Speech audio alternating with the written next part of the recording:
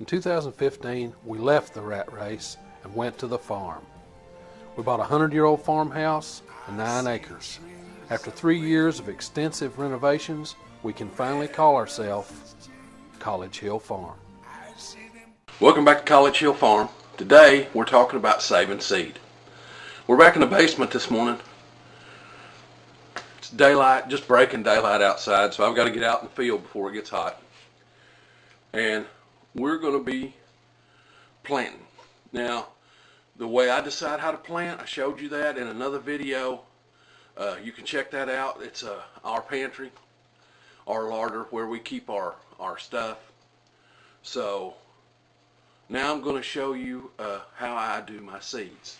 Now, it's not rocket science, okay? It's a tote. I've got a tote. It takes this for all the seeds that I have. Now, I'll take a year sometimes and save seed, just an entire year, and mainly save seed because our larder will be full. Seeds are good for me for 5 years. Most seeds.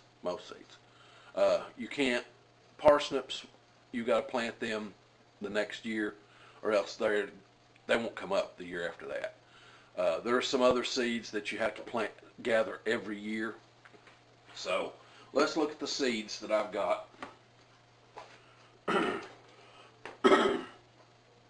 Now, when I do seeds, every year I save them.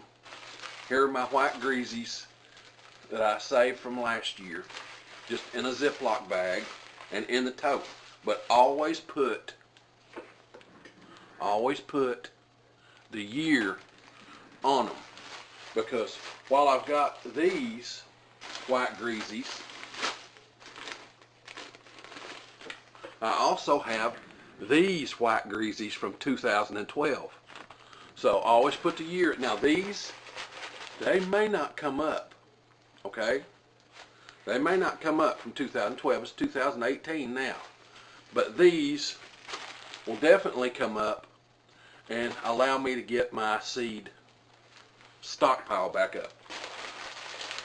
So that's that. White greasies. I've got white half runners. Of course, I go to the dollar store when they're selling out their seeds.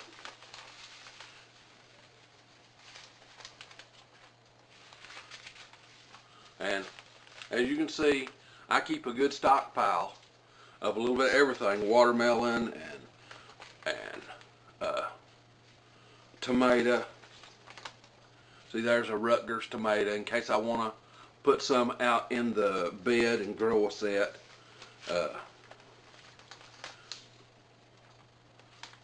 You know, this is butternut squash. Just a little bit of everything is in here. Carrots. So when I catch these for a dime a package, everything that I like to grow, or maybe something I've never grown before and I want to try it, I buy a pack of seeds. Now, some of these seeds are probably getting past their date. This one's 2017. That one's 2017. I try to clear them out every year and keep them. This one was packed for 2017, so that was 2016 seed. But it'll be just fine. Like I said, 5 years. So that's the way I get those. Of course, I used to go to the feeding seeds and get them like this, but I find that that's more seed than I need. Why do I want to spend that? Now, some seeds, like this is candy corn from last year. I buy this seed because I can't do hybrid corn. You know, that's just the way it is. I buy this seed, but I save it from year to year. Now, this year I know that I don't need a lot of corn. So there's probably enough candy corn right here and Silver Queen that I can just plant a little bit of both for eating corn and be just fine, and use them to run my pole beans on for seed. But now, one of the other options is, and it's something that I do every year, is I plant a row or two of sunflower seeds. My chickens like them. When we get goats and sheep, they'll like them. So I plant a row of sunflower seeds or two. Well, this year, instead of planting all that corn, now I could plant corn and get a tractor bucket load and go over here on the highway and sit in the cool of the morning and probably sell a tractor bucket load a day of corn for $3 a dozen or something. I don't even know what corn sells for anymore because I don't do that. I could probably make enough money to pay for my gas for my tractor, but I don't have to, so I'm not going to sit over there on the side of the road and do that. I'll give somebody some corn this year. I'll give it away. So,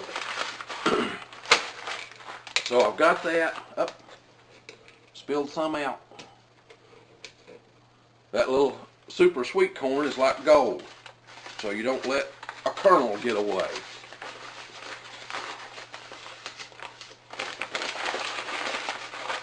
Oh, it's got a hole in the bag. That's what the deal is. All right, put you in there.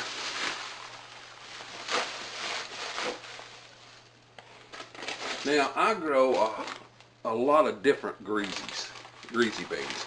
This is a speckled greasy. It's a Brown's greasy bean. They're all heirloom things. The greasy beans we've had in our family since I was little. And my grandfather grew them, and probably his dad and his dad before him. So we've had them in the family forever. Of course, here's speckled greasies from 2012 seed. And here's speckled greasies from 2016. So it's time for me to save a set of seed for these. These are called lazy wife beans. They're a stringless bean. Again, another heirloom. Here's a greasy bean from 2011. I'm pretty certain these are probably dead. I'll probably plant a row of them just to use them and see. But if they don't come up, then I'll know to go back over that row with something else.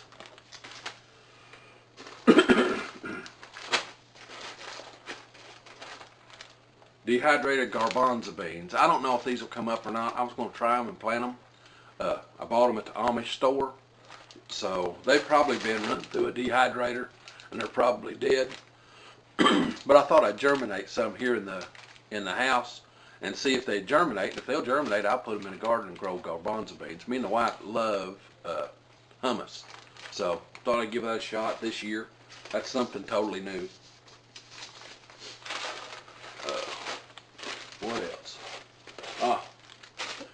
These are a favorite bean because they're so pretty. These are called red navy beans or red cranberry beans. Me and the wife grow these. They're like a fall bean. They've got a kind of real tough textured hull, and the bean has got a real nutty flavor. I don't like a lot of them, but I like a mess or two every year. So I try and save the seed back there in heirloom variety. My grandfather grew fall beans, and I just was never a fan because they're always tough. So that was the way those were. Now I've got to get ready. Here's my cantaloupe seed. That's got to go in a garden in the next day or two, so we'll set that to the side. What do we got there? That's Cherokee purple tomatoes. I already planted that. There's my cucumber seed. Put it to the side. And that's a bush cucumber. That makes it a little easier to handle. You don't have to worry about nothing for it to run on. Let's see, that's turnips. I don't need that right now. That's June, late June. More turnips.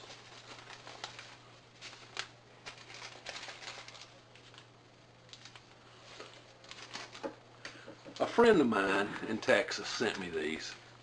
Alabama black butter bean. I don't know if you're watching or not, Curtis, but I planted them. They came up. They grew just a little bit, and they never put on a bean.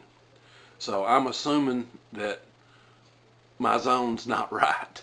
You know, you were in zone 8 or 9, and I'm in zone 6, and they just didn't do anything for me. But I appreciate it that you sent me some. So I'm going to have to go to the dollar store and buy zucchini. Well, I just keep everything in a tote in a dark spot in the basement, and that's how I store my seeds. You can keep them in the freezer. I think I've got my hickory king corn that I grow for chickens. You know, before 1960 something, all these super sweet corns didn't exist. My grandfather grew something called Golden Cross Bantam, and he grew a field corn, and he grew hickory king. And they ate hickory king like we eat sweet corn, but it wasn't sweet.